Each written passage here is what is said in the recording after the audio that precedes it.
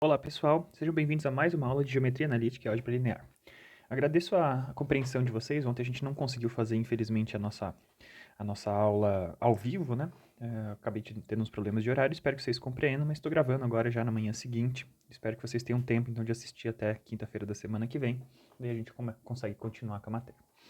Como sempre a gente vai começar a aula de hoje, né? Hoje a gente tem temas novos bem importantes para tratar, a gente vai começar a aula de hoje fazendo uma pequena recapitulação do que a gente viu na aula passada, né? Então, na aula passada, a gente focou em dois temas principais. A gente focou primeiro em mínimos quadrados.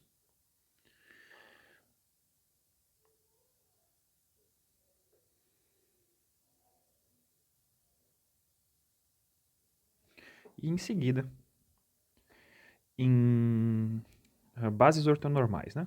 E o processo de Gram-Schmidt, que são coisas relacionadas, né?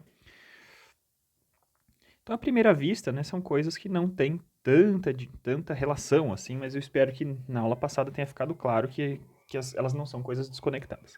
Aliás, tudo que a gente tem visto a respeito de matrizes não são coisas desconectadas, né? Vocês veem que desde a nossa primeira aula a gente fala de dependência linear, por exemplo, e esse conceito segue voltando. Desde a primeira aula a gente fala sobre combinações lineares de colunas e esse conceito segue voltando. Desde a segunda aula, acho, sobre matrizes, a gente conseguiu falar sobre a possibilidade ou não de inverter uma matriz, né? São matrizes que não são invertíveis, são matrizes que a gente chama de singulares, ou matrizes que sim existem inversas, e esse conceito segue voltando, né? Ainda dentro desse tema, né, apesar de a gente poder abordar o tema de mínimos quadrados sem falar tanto assim de matrizes, né, é interessante a gente ver como que esses mínimos quadrados estão relacionados a temas de matrizes também e várias coisas que a gente viu anteriormente seguem voltando, né? Então, nos mínimos quadrados, a gente tinha visto que a gente podia utilizar, né, é uma aplicação direta ali da álgebra linear, que a gente podia utilizar para basicamente achar aproximações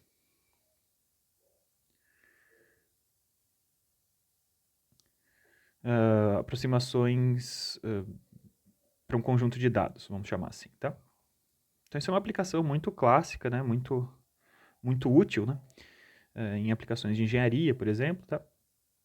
Então, a gente tem medições para realizar, a gente vai realizar essas medições e se a gente espera que essas medições sigam um determinado formato, né? Se essas medições devem estar seguindo uma linha ou devem estar seguindo uma parábola por conta da física subjacente ao problema, a gente gostaria de descobrir qual que seria a expressão para essa linha ou para essa parábola subjacente, né?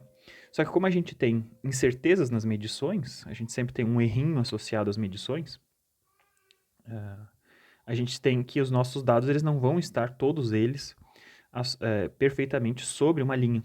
Tá? Então, como a gente tem essas incertezas associadas às medições, o máximo que a gente consegue fazer é achar a melhor aproximação para esses dados.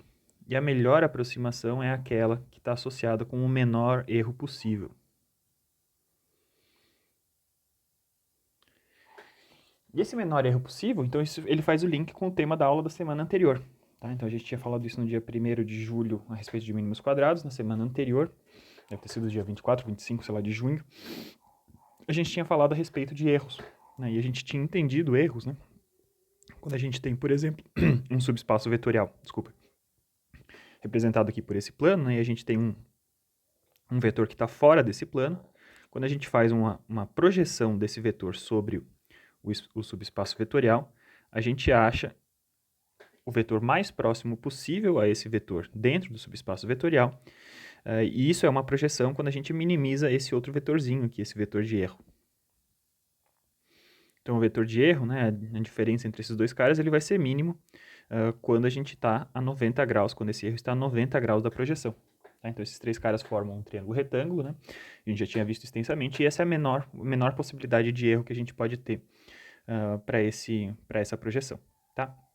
E a gente viu, então, na aula passada, que dentro desse contexto de projeções, né, e de encontrar erros ao projetar alguma coisa sobre um subespaço vetorial, o procedimento de mínimos quadrados está exatamente aí dentro. Tá? Então, basicamente, quando a gente está querendo achar uma aproximação de mínimos quadrados, a gente tem um conjunto de pontos, por exemplo, vamos dizer que a gente esteja fazendo mínimos quadrados para uma reta. Né?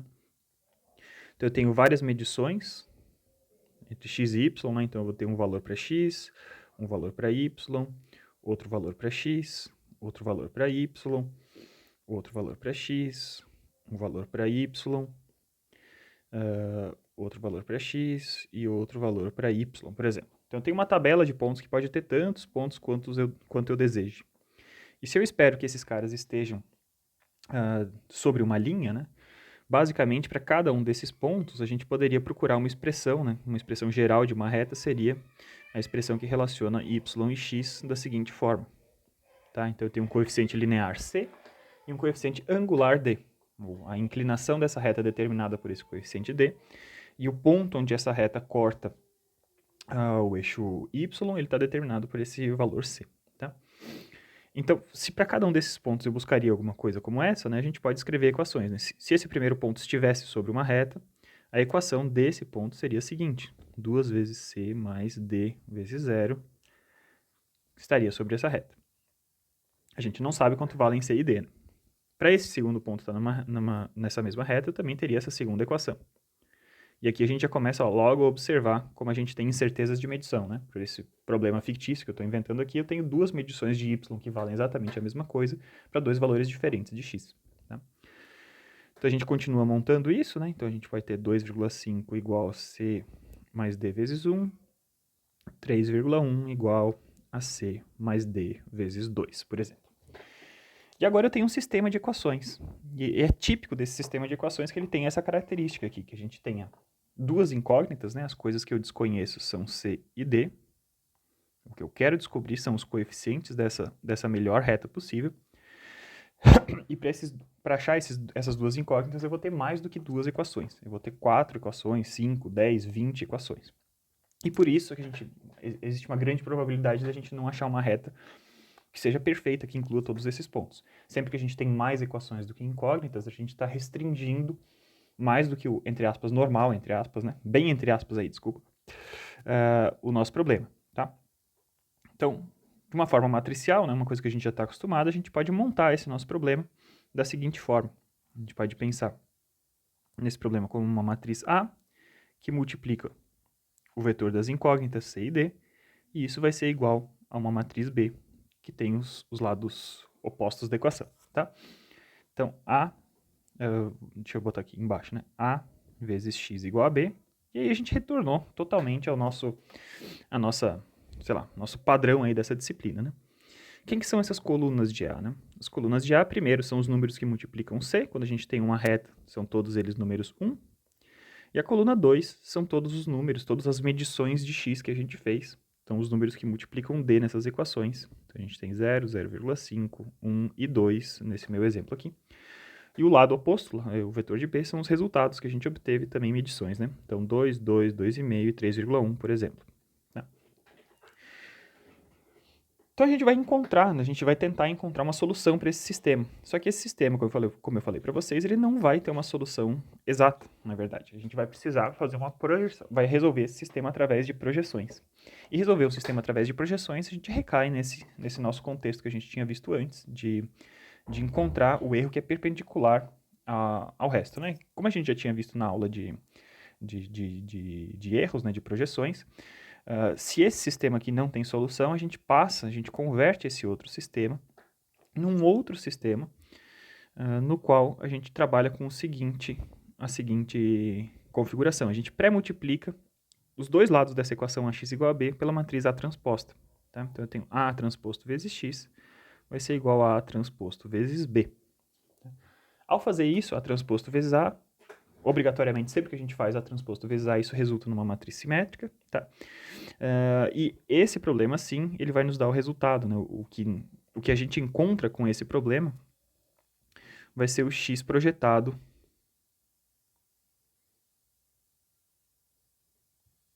no espaço coluna de A. Ou seja, aquele x para o qual os erros são mínimos. Tá? E os erros, como a gente tinha visto no ano passado, eu não vou explorar aqui em detalhes, né? Esses erros são erros medidos são o quadrado do erro, na verdade. Né? E por isso, mínimos quadrados, a gente está falando de quadrados dos erros associados. Por exemplo, quadrado do erro associado ao primeiro ponto e assim por diante. Né? A solução de mínimos quadrados minimiza esse camarada como um todo. Tá, aí a gente viu que existiam formas fechadas para esses caras, né? Na hora que eu fazia A transposto vezes A, por exemplo, né? A transposto, desculpa, A transposto vezes A, aquela primeira matriz que eu tenho ali, ela geralmente vai ter um formato fechado, quando a gente está aproximando uma linha, né? Então pense nessa matriz que está aqui em cima, a matriz A, ela está sendo transposta e sendo multiplicada. Então, primeiro termo vai ser a primeira coluna vezes ela mesma, né? Então, o que eu tenho aqui, na verdade, é n, o número de pontos, né? Tenho 1 somado com ele mesmo n vezes, que é o número de pontos que eu tenho de medição. Em seguida, a segunda coluna, a gente tem os 1s vezes as medições de x. Então, na verdade, o que a gente tem é a somatória de todos os x's que eu medi no meu problema. Em seguida, o que a gente tem de novo, né, com esse A transposto aqui, pré-multiplicando essa matriz, eu vou ter então a coluna dos x multiplicando essa primeira coluna. Então, de novo, eu tenho somatória de todos os x's que foram medidos. E por fim, então, eu tenho os x's multiplicados por eles mesmos, né? Então, a gente vai ter somatória de igual a 1 até n do x ao quadrado. Isso constitui sempre, né, um formato fechado para a minha matriz A transposto vezes A. Já que estamos falando dessas matrizes desse sistema adaptado, né, A transposto vezes B, a gente também consegue determinar um tamanho, um formato padrão para essa matriz A transposto vezes B, né? Então, basta a gente pensar o que acontece, né? Primeiro, a gente vai ter uns multiplicados pelos y. Então, a gente vai ter a somatória do y igual a 1 até n de todos os y que eu medi. E, em seguida, a gente vai ter os x vezes os y, né? Então, a gente vai ter a somatória do i igual a 1 até n de xi vezes yi, né? Ou seja, a gente vai ter o produto interno da coluna de x pela coluna de y, tá? E com esse formato, sim, a gente consegue achar quanto é que valem esses x, né? A gente pode fazer várias coisas diferentes, a gente pode buscar uma inversa dessa matriz, a gente tem diversas opções diferentes. Enfim, a partir desse ponto aqui, né, a gente está resolvendo um sistema linear, como a gente já fez de diversas formas diferentes, tá? Então, isso era o contexto geral dos mínimos quadrados, né, que a gente já tinha visto, né? E o segundo tema da aula passada, né, a gente mostrou, né, vamos só concluir, né, mostrou como mínimos quadrados a gente podia utilizar, por exemplo, para achar aproximações de parábolas, né, e outros tipos de curva, e a gente explorou bastante o tema aí dos mínimos quadrados. Em seguida, a gente falou sobre bases ortonormais. Então, para falar sobre isso, a gente recapitulou, então, o tema de bases que a gente tinha visto, acho que umas 3 semanas atrás, né? Então, bases são aqueles conjuntos, um conjunto de vetores com mínima quantidade de vetores necessárias para gerar um determinado espaço. Então, um determinado espaço tem uma base, tem infinitas bases, na verdade, qualquer subespaço tem infinitas bases, e essas bases todas, elas têm em comum entre elas o número de vetores. E esse número de vetores está associado à dimensão do espaço. Um espaço que tem a dimensão 2, por exemplo, eu preciso de 2 vetores na base. Tá? Um espaço que tem a dimensão 3, eu preciso de 3 vetores na base. Tudo bem. Então, isso a gente já tinha visto 3 semanas atrás, e o que a gente viu na semana passada foi que a gente pode procurar características especiais dessas bases, né? Existe vantagem em procurar características especiais dessas bases. Então, quando todos os vetores da base são ortogonais entre eles e têm comprimento igual a 1, né? Então a gente vai pensar que eu tenho QIs, por exemplo, né? Uma base ortonormal é formada por QIs, tal que quando QI é multiplicado por ele mesmo, isso aqui vai ser igual a 1, ou seja, eles têm comprimento unitário, e quando QI é multiplicado pelo QJ, para qualquer J diferente de I, desculpa, esses caras dão zero, tá? Então isso está relacionado com as propriedades de produto interno, né? Quando a gente faz um produto interno entre dois vetores e isso dá zero, isso quer dizer que QI vai ser perpendicular a QJ, ou seja, eles são ortogonais, e quando QI multiplicado por ele mesmo dá 1, isso quer dizer que ele tem um comprimento de 1, ou seja, ele é um vetor normal, tá? Representar espaços através de bases ortonormais, a gente tinha explorado esse tema na aula passada, é uma coisa que é muito útil, né? E tem coisas importantes da gente realizar isso, né? E o que a gente viu especificamente, né, foi que para qualquer matriz A, a gente conseguia trabalhar em cima dessa matriz A e gerar uma matriz relacionada, que é uma matriz Q. Então, lembre-se, a gente fez isso várias vezes já nessa disciplina, né? Quando eu pego uma matriz A, eu interpreto essa matriz A como vetores, cujas colunas são vetores, né? Então, Uma matriz A nada mais seria que um conjunto de N vetores, tá? Então, esses vetores, no espaço M dimensional, eu tenho M linhas, eu tenho N vetores nesse caso, tá? Então, eu vou pegar esses vetores de A e vou fazer um processo e gerar, a partir desses vetores de A, eu vou gerar uma base ortonormal relacionada a esse cara. Ora, se eu pegar simplesmente as colunas de A, elas gerariam um subespaço, que é o espaço coluna de A, e o que eu estou querendo fazer, então, é procurar uma base equivalente para o espaço coluna de A, mas uma base que tem as características de ortonormalidade, tá? Então, fazer isso, a gente viu que isso era feito através do processo de Gram-Schmidt. Tá? O processo de Gram-Schmidt, então, utiliza essas propriedades que a gente tinha ali, como passar de A para um vetor Q, passar de uma matriz A para uma matriz Q. Isso é feito através do processo de Gram-Schmidt. E é um processo, basicamente, mais uma vez, de projeção. A gente está aplicando as propriedades de projeção. Tá?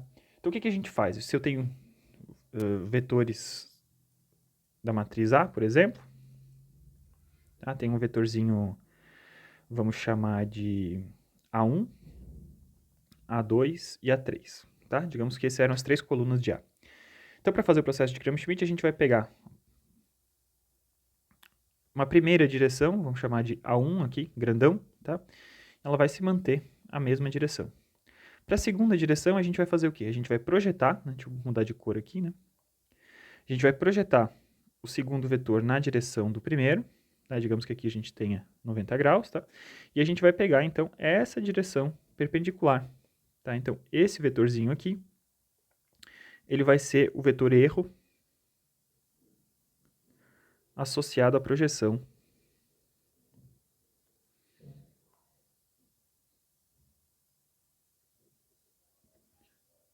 de A2 sobre A1. Então, a gente projetou A2 sobre A1, essa projeção está associada a um determinado erro, e esse erro, pela definição das projeções que a gente tem, né, pela definição de projeção que a gente recém reviu, esse erro vai estar perpendicular à primeira direção. Tá? Então, a segunda direção, que vamos chamar aqui, por exemplo, de Azão 2, vai ser o erro associado àquela projeção sobre A1. Então, basicamente, ele vai ter esse formato. Vai ser A2 menos A2 transposto vezes A1, dividido por A1 transposto vezes A1. Tá bom? Isso tudo aqui, né, esse cara aqui vai dar um escalar, né, e isso aqui está associado, está orientado na direção de A1. Então, isso aqui é o comprimento da projeção na direção de A1, né, na verdade é o multiplicador da projeção na direção de A1. Isso aqui me dá a direção. Então, esse aqui é o multiplicador, esse aqui me dá a direção. E o que eu estou achando, então, dentro desse terminho ali que eu vou marcar agora em, sei lá, em amarelo aqui, né? É esse vetorzinho amarelo que eu estou desenhando. Desenhei propositalmente aqui um pouquinho para baixo desse vetor preto, tá? Mas então eu tenho o A2 menos essa parte projetada aqui na direção de A1. Logicamente, isso vai me resultar nessa partezinha roxa, tá? Então esse A2 vai estar em roxo ali, beleza? Então eu fiz isso, né? A partir da primeira direção que eu tinha mantido constante, né? Eu posso pegar qualquer direção para ser minha referência, mantive a primeira, gerei a segunda. Agora, para a terceira, eu vou fazer exatamente a mesma coisa. Eu vou projetar ela, só que eu vou ter que projetar ela 2 vezes. Eu vou ter que projetar ela uma vez sobre A1 e descontar descontar o tamanho da projeção para eu ter um erro que é perpendicular à direção de A1. E esse erro perpendicular na direção de A1, ele mora num plano e eu tenho que achar nesse plano qual que é a direção que é perpendicular também ao A2 nessa situação, tá? Então tá, então agora a gente já teve A1 grandão, né, e A2 grandão, então na verdade eu deveria estar com... acho que eu errei aqui só a ordem desses caras, tá? Só um pouquinho. Então não era A2 transposto vezes A1, isso sim era A1 transposto vezes A2, tá? Como o A1zinho já virou Azão 1, tá? Eu vou transformar esses caras aqui em Azão 1, só para ficar claro que eu já estou falando da direção definitiva, né, nessa base, tá? Então, não mudou nada, né? Só mudei a ordem desses camaradas, mas funciona exatamente tudo que eu tinha falado, está funcionando aqui, tá? Então, agora para eu gerar a terceira direção A3, eu vou fazer a mesma coisa que eu fiz antes. Então, eu vou pegar o vetorzinho original A3 e vou descontar das projeções nas duas direções diferentes. Então, para projetar na direção de A1, eu tenho o mesmo formato que eu tinha antes. Então, A1 vezes A3 dividido por A1 vezes A1 na direção de A1. E, além disso, eu vou descontar a projeção na direção de A2. Então, A2 vezes A3 dividido por A2 vezes A2 na direção de A2. Ao fazer isso, eu garanto que essa terceira projeção está perpendicular às duas coisas, tá? Então, ao final disso aqui, eu tenho 3 vetores, tá? Vamos desenhar, então, esse terceiro vetor vai ser perpendicular tanto a A1 quanto a A2, tá? Então, digamos que ele virou esse vetorzinho aqui, beleza? Então, eu tenho A1, A2 e A3, são 3 vetores que são mutuamente perpendiculares. Vou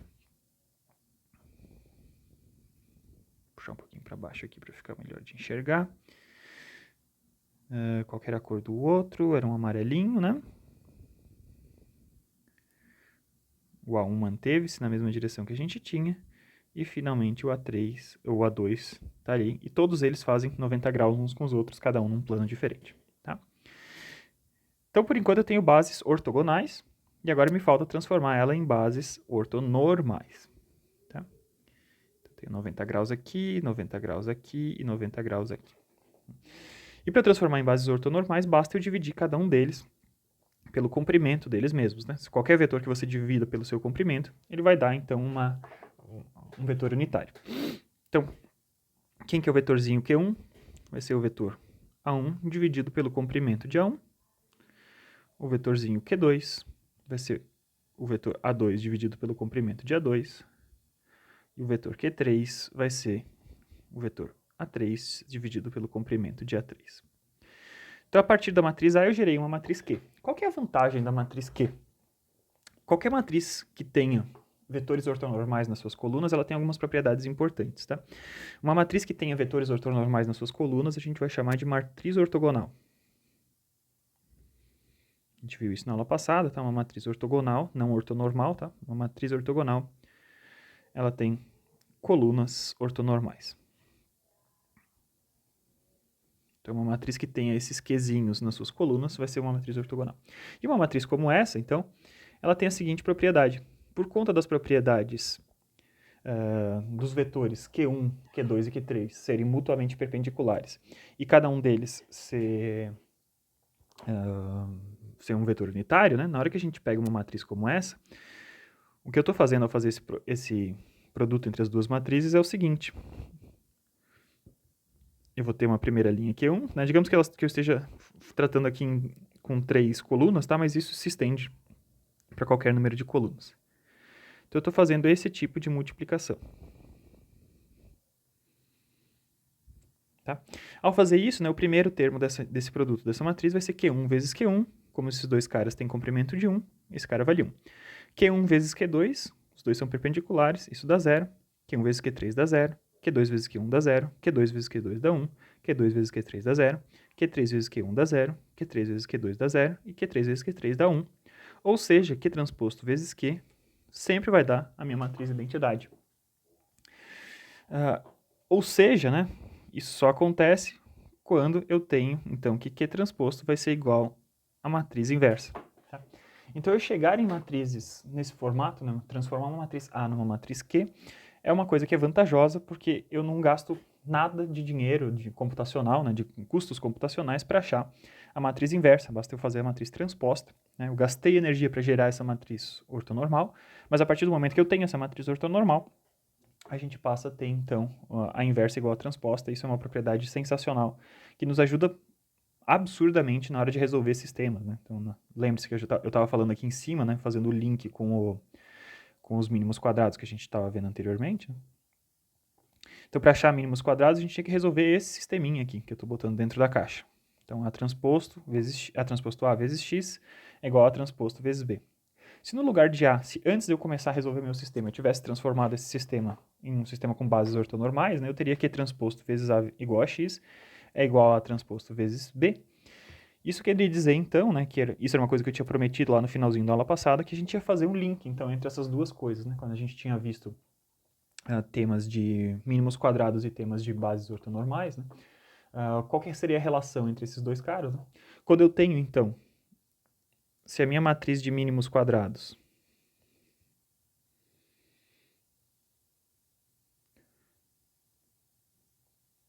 estiver usando uma matriz de coeficientes, né, aquela matriz A ortogonal, então, cujas colunas são ortonormais, né?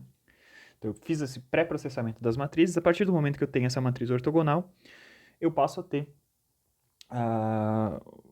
vantagens. Se eu busco esse formato de uma matriz ortogonal, né, transformar essa matriz, ou achar o formato dessa matriz ortogonal, eu vou ter vantagens mais para frente, tá? Mas observe, eu não posso simplesmente deixar de utilizar A e passar a utilizar apenas a matriz Q. Eu tenho que...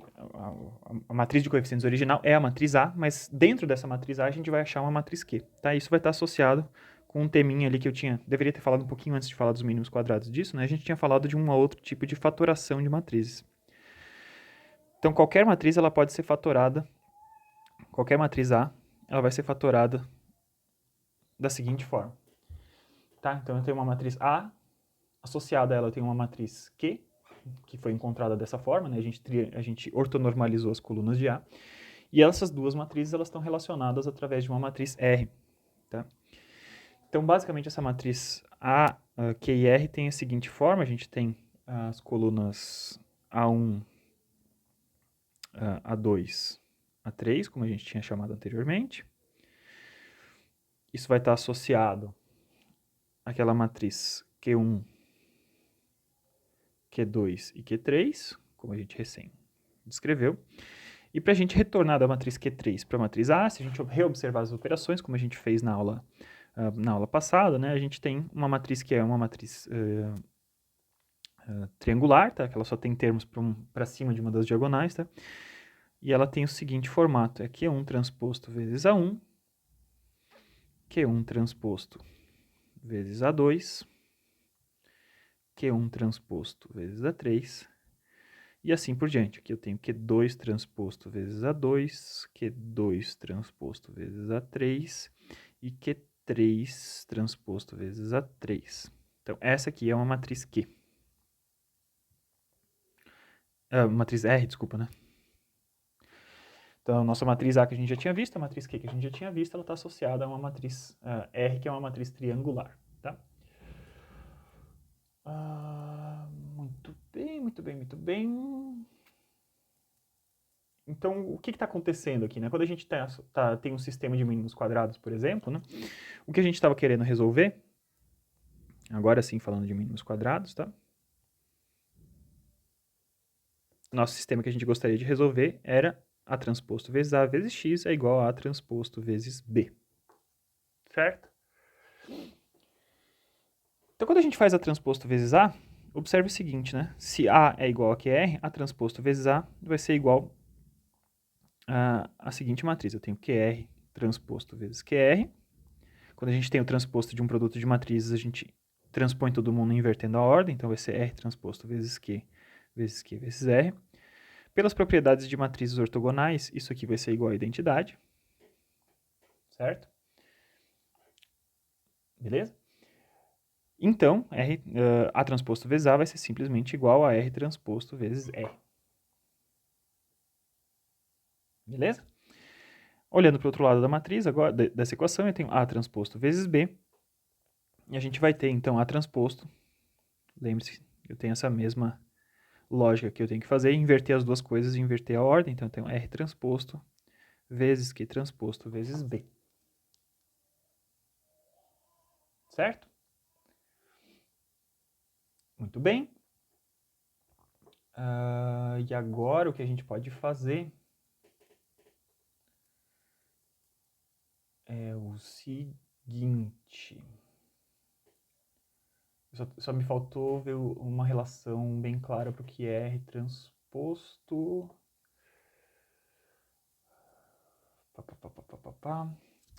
Então, observe aqui, dessa fórmula que eu tenho A igual a QR, né? Se eu pré-multiplicar isso pelo Q transposto, eu passo a ter que R vai ser igual a Q transposto, que é igual à inversa, né? Vezes A. A gente sabe isso das propriedades que a gente tinha anteriormente, tá bom? Então, com essa informação, a gente consegue simplificar ainda um pouco mais aquela nossa equação que a gente tinha anteriormente. A gente chegou nessa... utilizando essas duas informações aqui, a gente tinha transformado esse camarada em R transposto R vezes X é igual a R transposto Q transposto B. Tá? Então, aparentemente, a gente não tinha feito grandes avanços, né?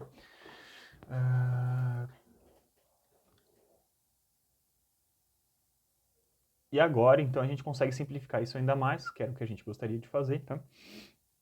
Utilizando essa propriedade que R é Q transposto vezes A, e daí a gente consegue misturar esses caras, né? Como é que eu consigo tirar, voltar para o Q transposto e tal? A gente consegue ver que esse camarada aqui, ele vai simplificar da seguinte forma. A gente consegue chegar aqui a R vezes X vai ser igual a Q transposto vezes B, né? Porque eu tenho R transposto desse lado e R transposto desse lado, ou seja, o que está multiplicando esses dois caras tem que ser igual. R vezes X é igual a Q transposto vezes B. E finalmente, então, para a gente resolver quem que é o nosso X, né, o melhor X possível, né? A gente agora está achando, então, esse cara através dessa seguinte fórmula. R é menos 1, Q transposto vezes B. Tá bom? Então a gente achou, então, isso de uma forma geral, né? E a gente pode utilizar essa fórmula, né? Mas se a gente sempre que possível a gente vai querer evitar o cálculo da inversa, né? Então, na verdade, a matriz que a gente vai mais utilizar para resolver um sistema de mínimos quadrados vai ser essa outra matriz aqui.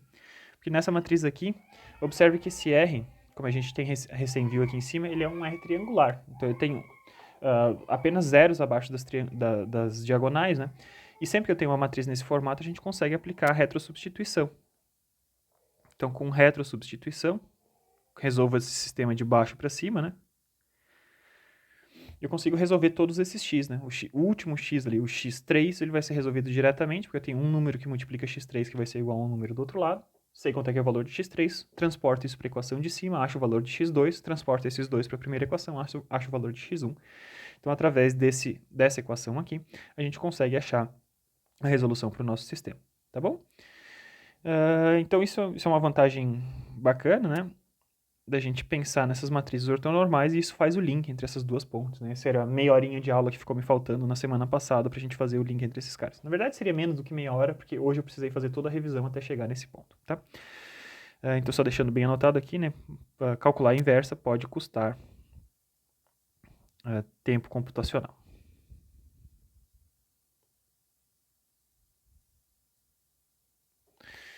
Então, esse é o grande contexto que a gente tinha feito, né, na última aula. Espero que com essa revisão agora tenha consolidado um pouco mais as aulas, os conceitos da aula passada, tá? E agora a gente passa então para um tema totalmente diferente, tá? Então a gente vai passar um traço aqui nesse tema, né, nesse capítulo que a gente tinha, que estava associado às projeções, tá? E a gente vai inaugurar um novo capítulo falando sobre outro tema, ainda sobre matrizes, né? Tudo que a gente está falando está relacionado, mas é um tema muito importante, que é o tema de determinantes. Desde o ensino médio, das primeiras vezes que vocês viram matrizes, né? Geralmente a gente começa a estudar matrizes e logo em seguida a gente começa a falar em determinantes. Vocês devem talvez até estar estranhando, né? Da gente estar demorando tanto tempo para mencionar determinantes nesse nosso curso aqui, sendo que a gente está falando semanas e mais semanas sobre matrizes, né? Bom, isso tem diversos motivos diferentes, né? Mas, enfim, a ordem que os conteúdos estão sendo apresentados no livro do Strang, né? Lembre-se que a gente sempre está seguindo o livro do Strang, né? Então eu sempre deixo bem claro, né, que eu estou me baseando nesse livro aqui de Introdução à Álgebra Linear.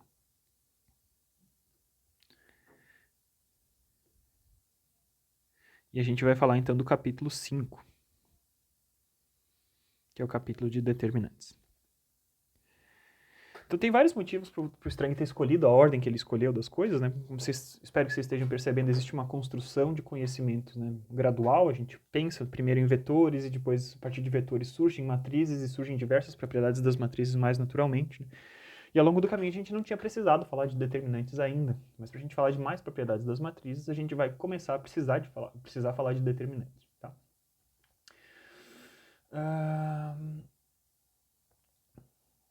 Então vamos lá. Então, basicamente, né, a gente vai falar de determinantes porque eles têm propriedades importantes, tá? Então eu não vou começar falando sobre fórmulas específicas, né? Você sabe que, por exemplo, aliás, agora eu vou falar sobre uma fórmula. Se eu falo para vocês de uma matriz 2x2, acho que vocês se lembram lá do ensino médio, né? Ou da outra vez que vocês fizeram essa disciplina, tá?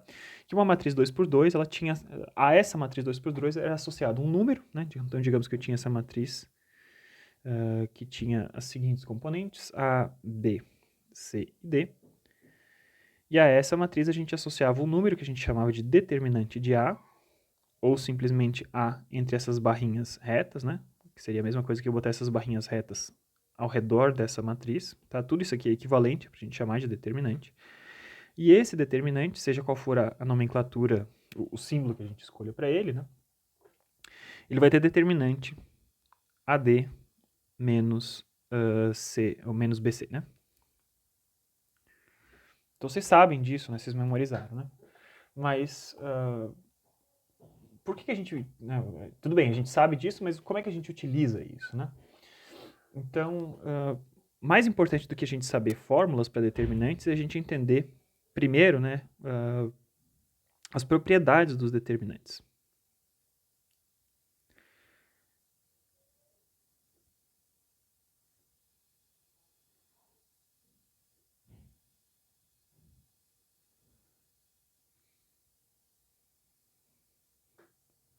Vamos deixar bem claro, né, que as propriedades dos determinantes são mais importantes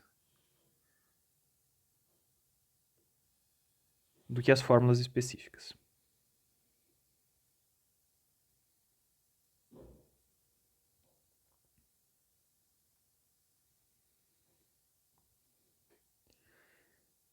Uma primeira propriedade de determinante é o seguinte: quando uma matriz não tem inversa, né, então quando uma matriz é singular, isso aparece diretamente no seu determinante. O determinante de uma matriz singular é igual a zero. Seja qual for o tamanho da matriz, 2x2, 1000 por 1000. Se essa matriz não tiver inversa, se ela for uma matriz singular, o determinante é igual a zero. Então, né, lembre-se que isso quer dizer que não existe matriz inversa. Então, isso é uma propriedade importante. Por mais que eu não saiba qual é a fórmula do determinante de uma matriz de 850 entradas por 850 entradas, eu sei que se essa matriz não for invertível, o determinante dessa matriz tem que ser igual a zero. Tá bom? Muito bem. Outra coisa que é importante, né, ainda falando de matrizes inversas, né, quando existe, né, se existe uma matriz inversa, então se existe A na menos 1, então a gente sabe que determinante de A na menos 1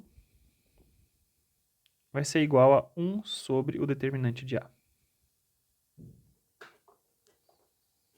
Tá?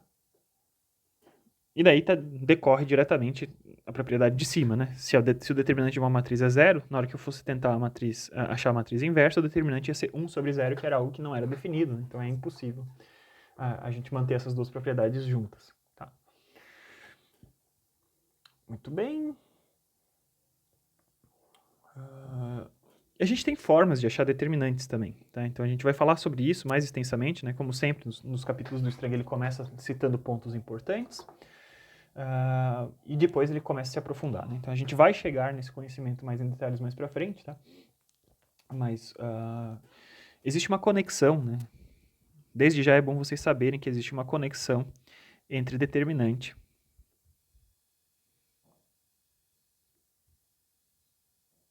e os pivôs da matriz após a eliminação. Então, a gente lembre-se, né? Como sempre, tudo está conectado. Lembre-se da eliminação que a gente utilizava, a eliminação de Gauss, a gente tem falado há bastante tempo. Essa eliminação de Gauss gera pivôs nas posições das diagonais da matriz e tal. Uma matriz invertível, né? Tem pivôs em todas as linhas e todas as colunas, tá?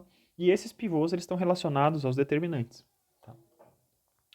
Basicamente, né, se você pegar todos os pivôs dessa matriz, né, o determinante de A, a gente vai ver isso mais para frente, que o determinante de A vai ser igual ao produto dos pivôs. Então, fiz a eliminação, botei os pivôs nas diagonais, faço o produto desses pivôs e eu vou encontrar o determinante. Esse é uma forma da gente achar o determinante dessas matrizes. Tá? Tem outras formas da gente achar, tá? Mas é importante vocês saberem, né? Isso já faz uma relação com coisas que a gente já viu. Outra coisa importante que a gente tem, né, dos determinantes, né? Então, sempre que a gente troca, né, troca o que a gente tem chamado de permutação. Então, permutação de linhas. Cada vez que eu troco duas linhas, peguei a primeira linha com a quarta linha e troquei uma com a outra, por exemplo, na hora que eu faço a troca de um par de linhas, por exemplo, ela mantém o módulo do determinante, mas ela inverte o sinal. Então, o determinante valia um determinado número, na hora que eu troquei duas linhas, ele passa a valer o oposto desse número, né, o negativo desse cara.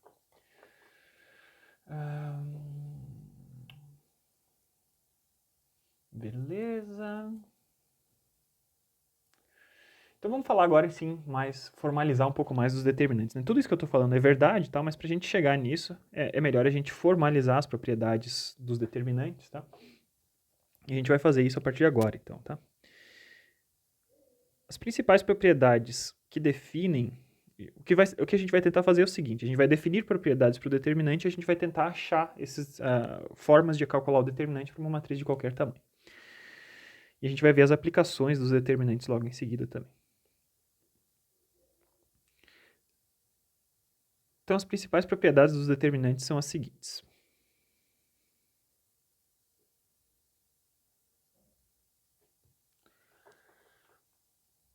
Primeira propriedade é a seguinte. Determinante da matriz identidade é 1. Tá bom? Então, seja qual for o tamanho dessa matriz que você tem, tá? O determinante dessa matriz identidade pode ser uma matriz 1 milhão por 1 milhão. O determinante de uma matriz identidade é 1. Isso eu não estou falando ainda das fórmulas de calcular, tá? Mas a gente já sabe que sempre que a gente tiver uma identidade, qualquer que seja o tamanho, a determinante dessa matriz tem que ser igual a 1. Segunda propriedade importante é aquela propriedade de troca ou permutação de linhas.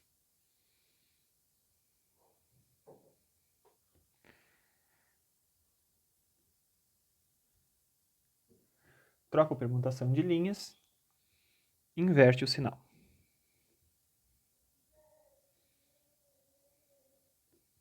Do determinante.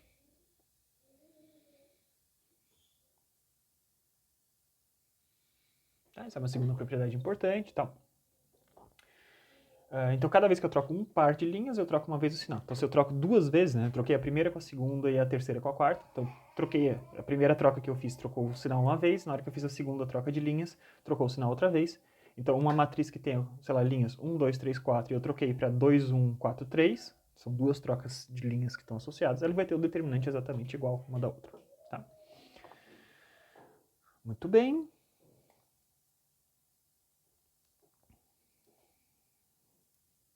Ainda não estamos falando de nenhuma fórmula específica de determinantes para matrizes de nenhum tamanho, tá? Então, só estou botando propriedades dos determinantes e a gente já vai ver como é que isso funciona, tá? Em seguida, outra propriedade dos determinantes é que o determinante é uma função linear. Determinante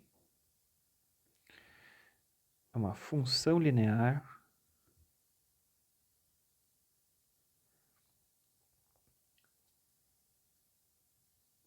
de cada linha da matriz.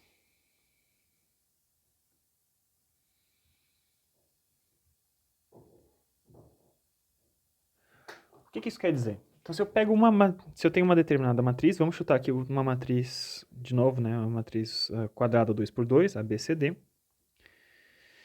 e eu pego uma das linhas dessa matriz, por exemplo, né? Sempre que a gente fala de linearidade, a gente está falando de duas coisas, né? É no mesmo contexto das combinações lineares, né? Então, se eu pego uma linha dessa matriz e multiplico por um determinado número, então eu tenho, por exemplo, TA, TB, e a segunda linha permanece constante, tá? Ou se eu pego a primeira linha e somo com uma outra primeira linha, com outro número, né?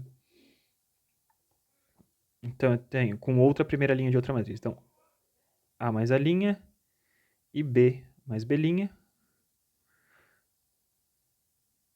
E a segunda linha continua igual, tá?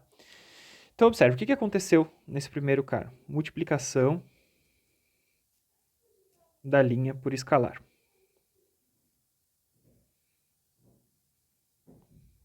E o que aconteceu no segundo caso? Soma de linha com a linha original. Então, por que essas duas operações são importantes? Se vocês lembrarem do que acontece quando a gente está fazendo eliminação de Gauss, é justamente essas tarefas que a gente tem. A gente vai pegar uma linha e somar, né, ou subtrair da outra linha, tá? E na hora que a gente vai somar e subtrair um produto dessa primeira linha. Então, a primeira linha contém um determinado pivô, eu vou multiplicar essa primeira linha inteira por um determinado número e vou subtrair de outra linha. Na hora que a gente fez essas operações como um todo, né, se a gente souber como que se comportam os determinantes, a gente consegue entender como que evolui o determinante desse cara ao longo desse tipo de operação, tá? Então eu tinha essas operações diferentes, né? Eu tenho a matriz original, eu multipliquei uma linha específica por um escalar, e depois peguei uma linha e somei com outra linha. O determinante é uma função linear de cada linha da matriz. Isso quer dizer o quê? Então, nos dois casos, o que aconteceu foi que a gente mexeu apenas com uma das linhas, tá? Então eu vou calcular agora os determinantes, né, utilizando essa nomenclatura da barrinha reta, né? Se o determinante da primeira matriz era esse valor aqui, o determinante dessa matriz, que teve uma linha multiplicada por um escalar, vai ser simplesmente t vezes o determinante da matriz original. Então eu multipliquei uma linha por t, ele passa a ser, então, t vezes o determinante da matriz anterior. Quando eu peguei e somei uma linha nova à primeira linha, né, eu tinha A e B e eu somei com A linha e B linha, o determinante desse cara segue sendo linear, ele vai ser então o determinante da primeira matriz, ABCD, mais o determinante da matriz, da matriz associada a essa soma de linhas, que vai ser a matriz A', B', C, D. Tá? Isso mostra essa linearidade do determinante com relação a cada linha da matriz. Tá? Então é nesse sentido que a gente está interpretando a linearidade de cada uma das linhas. Beleza.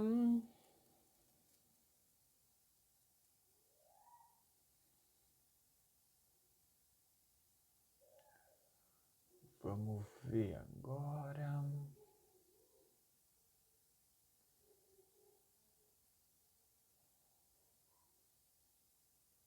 Então, tudo que a gente fez até agora, como eu tinha explicado para vocês, o que a gente está querendo fazer é permitir qualquer combinação linear das linhas. Então, ao permitir qualquer combinação linear das linhas, a gente está entrando dentro diretamente dentro de temas associados à eliminação. Se eu sei como que o determinante ele vai evoluir ao longo da eliminação, e aí a gente não vai correr o risco da gente transformar uma matriz que era invertível numa matriz não invertível. Ao longo do caminho ele segue sendo linear, se a gente não multiplicar nenhuma linha por zero, a gente segue tendo um determinante diferente de zero, por mais que ele mude ao longo do processo de eliminação, a gente segue tendo matrizes que eu consigo operar. Tá? Então ele só... Antes da gente seguir para mais propriedades, a gente vai ter 10 propriedades para abordar, tá? A primeira observação que ele faz é o seguinte, né? A função é linear com relação a cada linha da matriz, mas não com relação à matriz inteira, tá? Então, por exemplo, se eu tenho uma matriz... a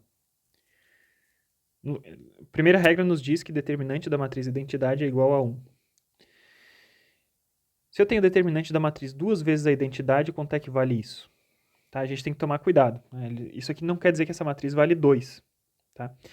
Porque cada vez que eu multiplico uma linha por um número, eu faço surgir esse número pelo qual a gente multiplicou a matriz para frente. Tá? Então, na verdade, um determinante de uma matriz identidade multiplicada por 2, ela vai ser igual a 1 vezes 2 elevado a n. Então, para cada uma das linhas, se eu estou multiplicando a matriz inteira por 2, eu estou multiplicando as n linhas da matriz por 2, tá? E ao fazer isso, então, né, pintam para cada linha da matriz, pintam um 2, que eu estou multiplicando, então 2 elevado a 1, 2, 3, 4, 5, 2 elevado a n, para eu obter esse determinante, tá bom? Então você tem que tomar bastante cuidado com esse tipo de coisa, né, quando a gente está falando sobre determinantes e a linearidade desses determinantes, né? Não quer dizer que a gente multiplique a matriz inteira e a gente tem que parar de se preocupar com isso. A gente tem que pensar o que acontece quando eu multiplico a matriz inteira por um determinado número. Ora, isso afeta a matriz tantas linhas quantas eu tiver, tá? Então isso é uma observação associada à propriedade 3, que é bastante importante. Seguindo adiante, para a gente não ficar com a aula muito longa. Propriedade 4, né? Se duas linhas da matriz são iguais,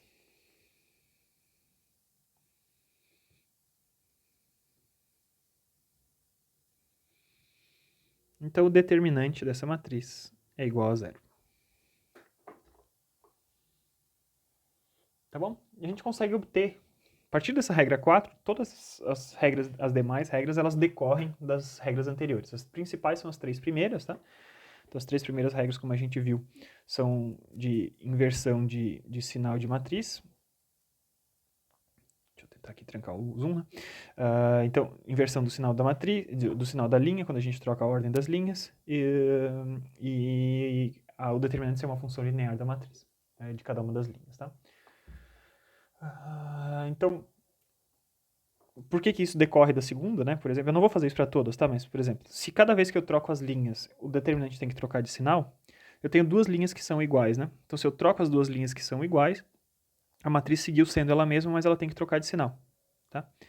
Então, vamos supor aqui, né? Tem uma matriz que tem o seguinte formato, AB e AB. Duas linhas são iguais. Então, determinante de A a gente ainda não sabe calcular, mas ele vai ter um determinado valor. E se eu trocar essas duas linhas pela propriedade 2, eu deveria inverter, né? Só que ao trocar essas duas linhas, eu segui tendo a mesma matriz original, tá? Ou seja, menos o determinante de A vai ter que ser igual ao determinante de A depois de realizar essa troca. E a única forma disso acontecer é que o determinante de A tem que ser igual a zero, tá bom? Então, é só uma forma da gente ver como a gente consegue aplicar a regra de cima. Tá? A partir disso, né, a gente tem propriedades interessantes. Né? Se a gente tinha visto lá no começo que uma matriz que tem determinante igual a zero, ela não tem inversa. A gente vai voltar a falar sobre isso. Né? Se eu tenho uma matriz que tenha duas linhas iguais, como o determinante é igual a zero, isso vai implicar que não existe A na menos 1. Ou seja, A é singular. Certo? Então a gente tem essa propriedade importante, né, associada. A gente vai falar mais pra frente sobre inversas de matrizes, tá? Passando adiante, né, como a gente tem que vencer 10 propriedades, eu quero acelerar um pouquinho, tá? Então, subtrair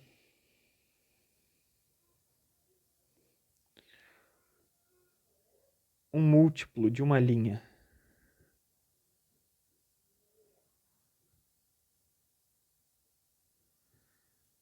de outra linha, ou seja, exatamente o que a gente faz na eliminação.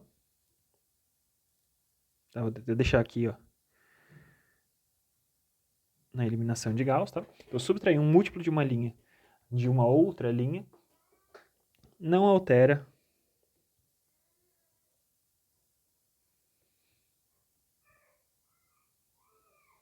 o determinante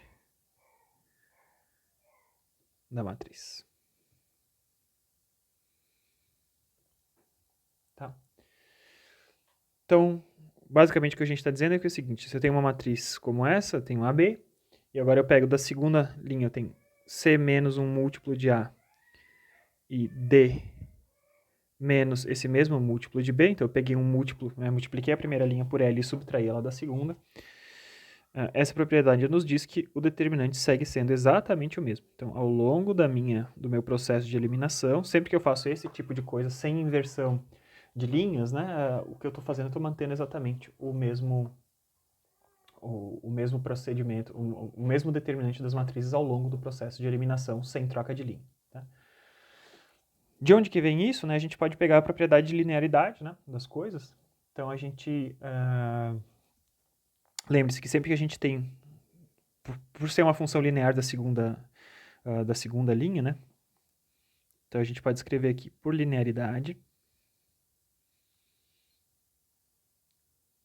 A gente sabe, então, que a gente podia dizer que C menos LA e D menos LB ia ser igual a matriz A, B, C e D,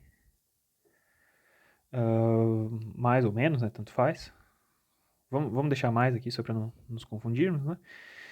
A e B permanece igual, e daí a segunda parte é a linha que a gente somou, né? Então eu tenho menos LA menos LB. Então esse cara aqui é o determinante da matriz original.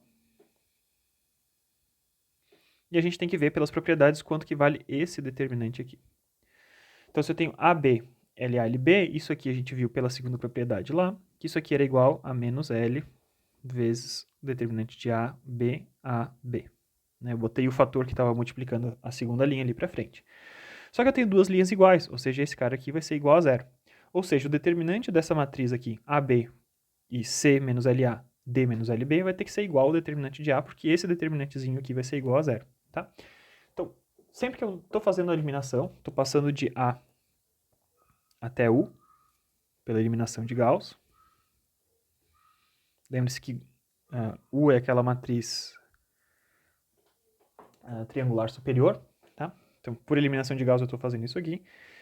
Se não houve troca de linhas, se eu não precisei permutar duas linhas, o determinante de U vai ser igual ao determinante de A. Tá bom? Beleza? Mais uma propriedade, propriedade 6. Se existe uma linha de zeros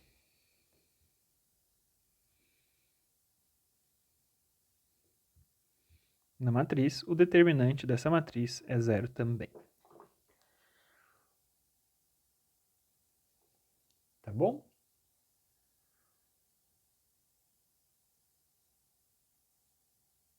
Então, bom, também dá para provar tranquilamente, né, com as propriedades de soma de matriz, de soma de coisa em outra linha e tal.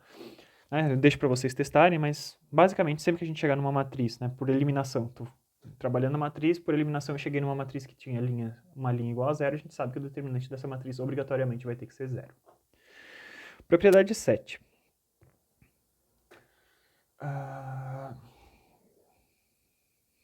Se A é uma matriz triangular,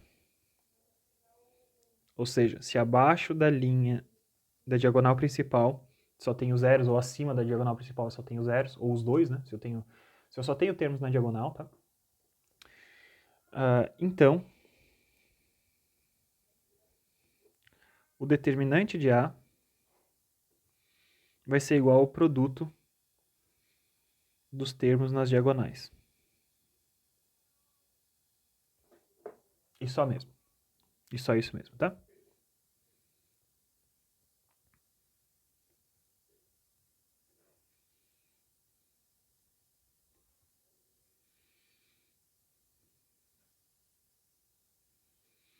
Produto dos termos nas diagonais.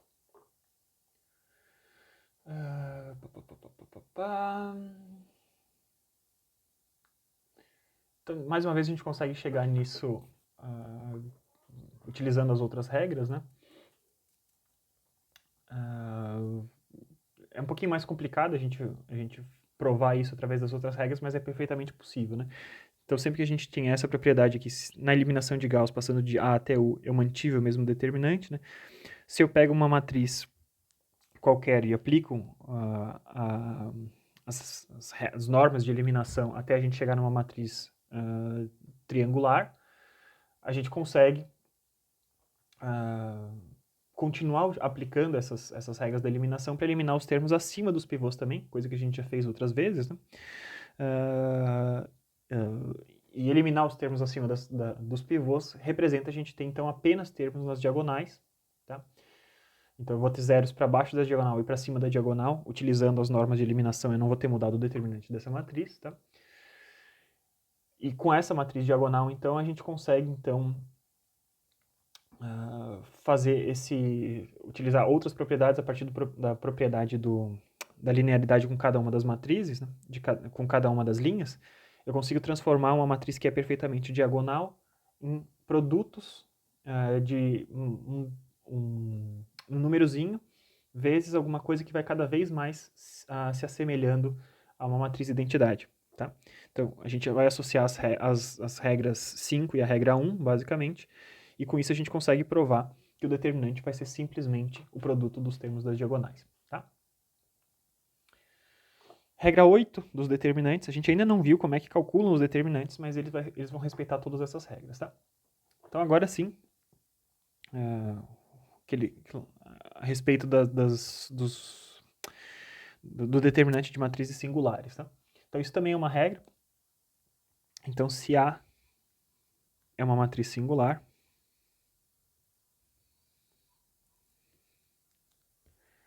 então determinante de A é igual a zero. E além disso, né, A tem inversa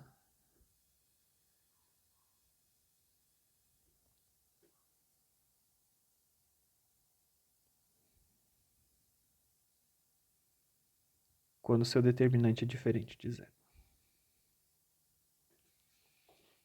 Tá? Então, funciona nos dois sentidos. Se A é singular, o determinante é igual a zero. E quando o determinante de A é diferente de zero, então A tem uma inversa. Tá?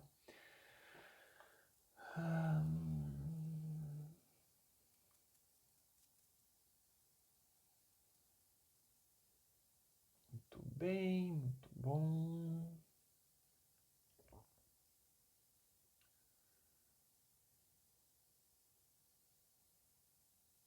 Então, isso é uma coisa importante da gente mostrar, tá?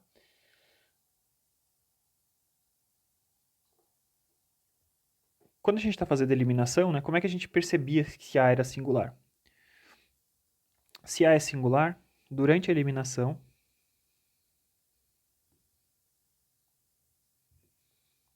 lembre-se que a eliminação, os processos padrão de eliminação não alteram o determinante.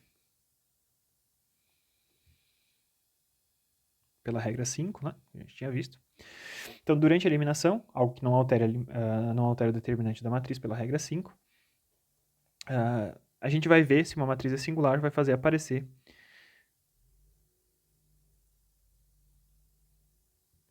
uma linha de zeros.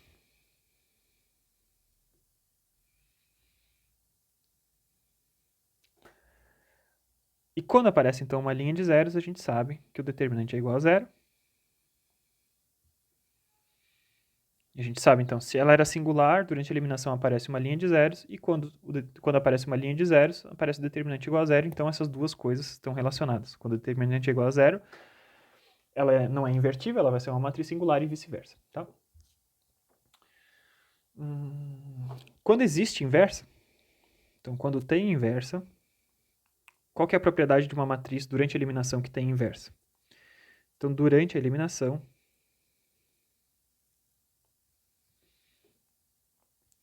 temos pivôs em todas as linhas.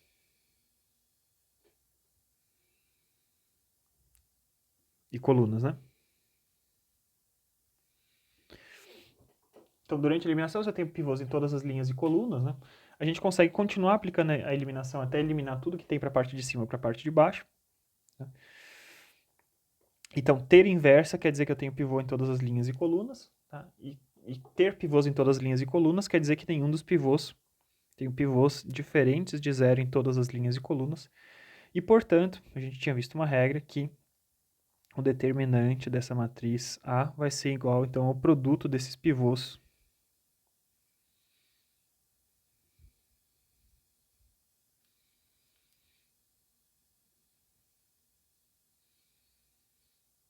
de cada uma dessas linhas. Tá? Se cada um deles é diferente de zero, esse determinante vai ser diferente de zero. Então, se tem inversa, aparece pivôs em todas as linhas e colunas, e se aparece pivôs em todas as linhas e colunas, eu consigo chegar numa matriz diagonal equivalente, que tem o mesmo determinante, utilizando as etapas de eliminação. E para essa matriz, a gente sabe que o determinante vai ser o produto dos pivôs, tá? Então, tá. Então, a partir dessa fórmula específica, né, a gente já consegue deduzir aquela fórmula de determinante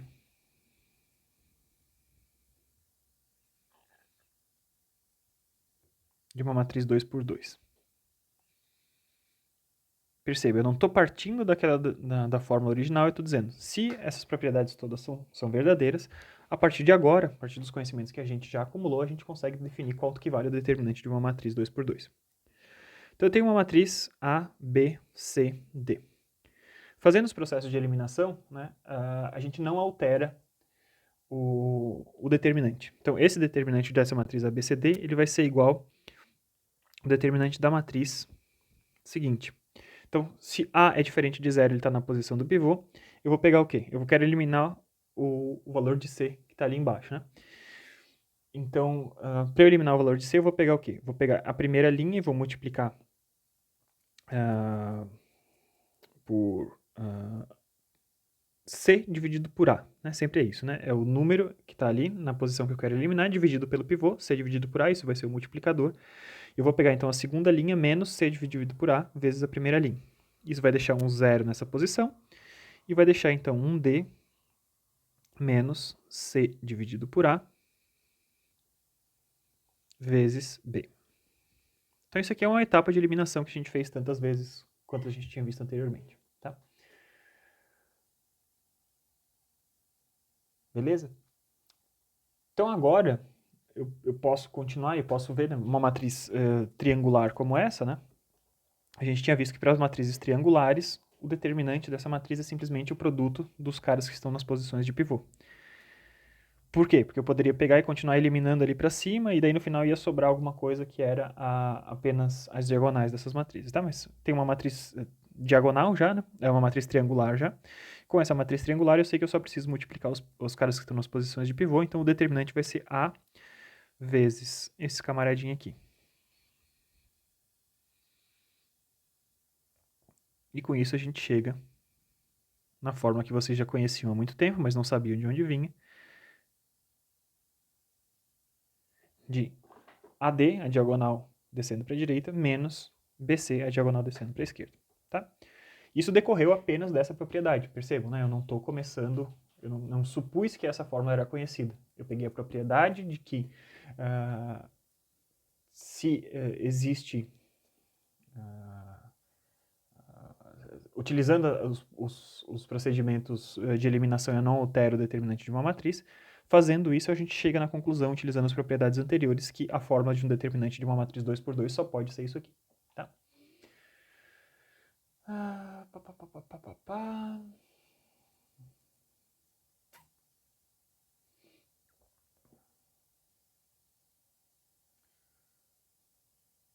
Então, vamos lá.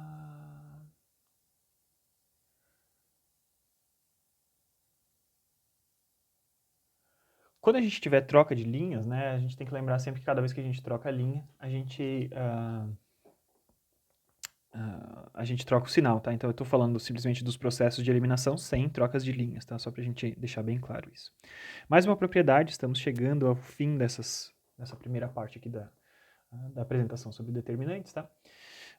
Uma propriedade importante, tá? Se eu tenho uma matriz A, B, produto de duas matrizes, o determinante dessa matriz AB vai ser o determinante da matriz A vezes o determinante da matriz B. Lembre-se que sempre determinantes são números, tá? Então, isso vai ser seria bem complicado, bem complicado não, mas demoraria um tempinho pra gente provar aqui, tá? Mas, basicamente, isso quer dizer que a gente tem, então, ABCD, determinante dessa matriz ABCD e uma matriz PQRS, por exemplo, vai ser igual o determinante da matriz AP mais BR, AQ mais BS, CP mais DR, CQ mais DS. Tá? Matriz produto, o determinante da matriz produto é igual ao produto dos determinantes. Tá? Eu não vou provar isso aqui tudo, tá? Mas uma decorrência importante dessa regra, a gente vai observar o seguinte. A gente sabe que a matriz inversa, quando ela existe, A na menos 1 vezes A vai ser igual a I. Tá? Então, o determinante dessa matriz, o determinante de I, a gente sabe que vale 1. Tá? Então, se eu pegar o determinante de A na menos 1 vezes A, que vai ser igual ao determinante de I, isso aqui vai ser igual a 1. Ora, por essa regra que a gente viu, então a gente sabe que o determinante de A vezes o determinante de A na menos 1, o produto desses dois caras tem que dar 1, e a gente chega numa relação de determinante de A na menos 1, por exemplo, vai ser igual a 1 sobre determinante de A.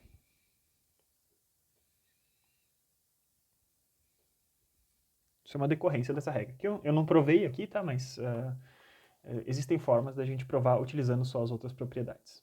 Tá bom?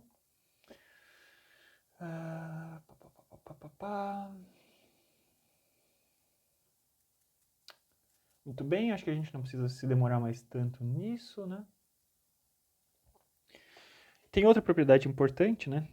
Decorrente desse camarada aqui. Então eu pego uma matriz A invertível e uma matriz B singular. A gente já sabe por essa regra que a B é singular.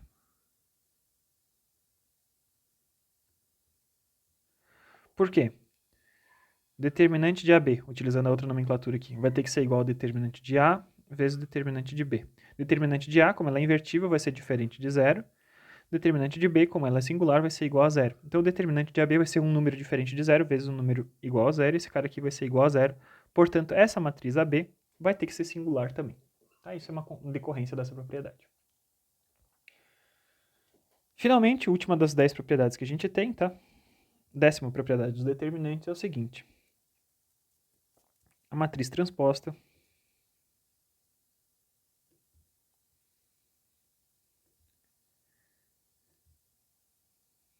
tem mesmo determinante da original.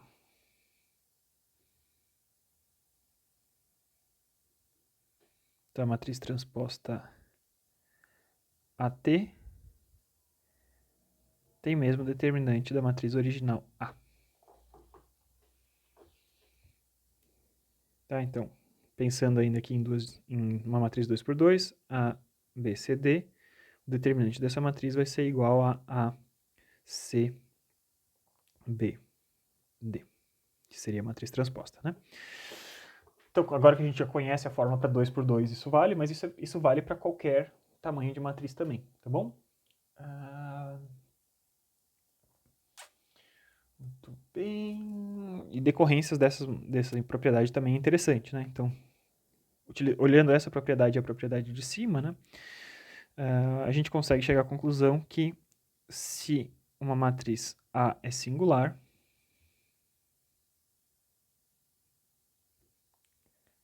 então a transposta é singular também. São aquelas vinculações entre linhas e colunas que não são diretamente óbvias, né? Mas elas começam a aparecer. Isso é uma propriedade muito bacana, né? Que se a gente pega um conjunto de colunas, né, que formam a matriz A e a gente percebe que essa matriz é singular, se eu transpusesse, né, eu sei que as linhas desse cara também formariam uma matriz singular. Tá?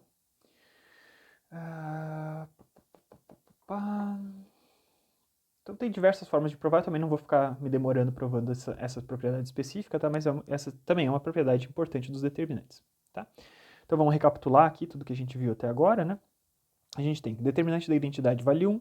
Cada vez que eu troco duas linhas, eu inverto o sinal da determinante. Invirto, né, o sinal do determinante. O determinante é uma função linear de cada uma das linhas da matriz. Então, se eu pego uma linha e multiplico por um número, eu estou pegando o determinante original e multiplicando por esse mesmo número. Ou se eu pego somo uma linha com uma determinada linha da matriz e mantenho as demais igual, eu tenho o determinante dessa matriz com essas linhas somadas, vai ser igual à soma dos determinantes das matrizes originais. Tá?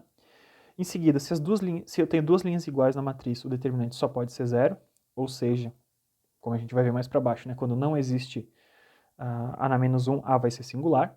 Tá? Quando eu subtraio um múltiplo de uma linha da própria matriz por outra linha, ou seja, uma etapa de eliminação, eu não estou alterando o determinante da matriz, contanto que eu não troque a ordem das linhas, tá? Então, se eu estou fazendo A, B, C menos LA, D menos LA, isso vai ser igual ao determinante de A, B, C, D. Tá? Quando a gente, então, não troca as matrizes, a gente vê que o determinante daquela matriz U, da diagonal da matriz triangular superior que a gente gera a partir de A, vai ser exatamente igual ao determinante da matriz A. E sempre que a gente tem uma linha de zeros, a gente vai ter o determinante igual a zero. Se uma matriz A é uma matriz triangular, então o determinante dessa matriz é o produto dos dos caras que estão nas posições diagonais, tá? Então A1, A11, A22 até ANN, produto dos termos das diagonais. Em seguida, se A for singular, o determinante é igual a zero. E se A tem inverso, o determinante é diferente de zero. Com isso, a gente chegou numa fórmula para o determinante 2 por 2. A regra do produto, né? Matriz AB. O determinante da matriz AB vai ser o determinante da matriz A vezes o determinante da matriz B. Com isso, a gente chega à conclusão que o determinante da inversa é 1 sobre o determinante da matriz original e que, se eu tenho um A invertível e um B singular, qualquer matriz, seja ela invertível ou singular, que é multiplicada por outra matriz singular, vai ser singular. Então, a matriz singular, agindo sobre outra matriz, ela mata essa propriedade das matrizes, né? Ela transforma todo mundo em singular. E depois a gente viu que uma matriz transposta AT tem o mesmo determinante de A. Então, se eu troco linhas e colunas, né, a linha AB virou a coluna AB e a linha CD virou a coluna CD, o determinante não é alterado. Né? Então, o determinante de AT vai ser exatamente igual ao determinante de A. Ou seja, quando A é singular, A transposto também vai ser singular. Então, essas são as propriedades dos determinantes, tá, que a gente viu. A gente poderia fazer alguns exercícios, mas eu acho mais bacana a gente seguir adiante, porque eu gostaria, nas aulas dessa semana todas, a gente vencer todos os temas de determinantes. Eu vou parar essa parte agora da aula, né, que a gente vai começar a falar sobre outras características dos determinantes, falando sobre o que acontece quando a gente tem permutações de linhas, né, explicitando o que acontece quando a gente tem permutações de linhas e falando sobre alguma coisa que são cofatores, tá? E a gente vai ver isso na próxima aula. Através desses conhecimentos de permutações e cofatores, a gente vai conseguir chegar em fórmulas para calcular determinantes de matrizes de outros tamanhos, não apenas 2 por 2, a gente vai ter fórmulas para matrizes 3x3 e assim por diante, tá bom? Então eu vou parando aqui de gravar agora para o vídeo não ficar muito grande. Em seguida a gente já volta, já começa a gravar sobre esse outro tema, o tema de permutações e cofatores. Muito obrigado pela atenção, gente. Até logo.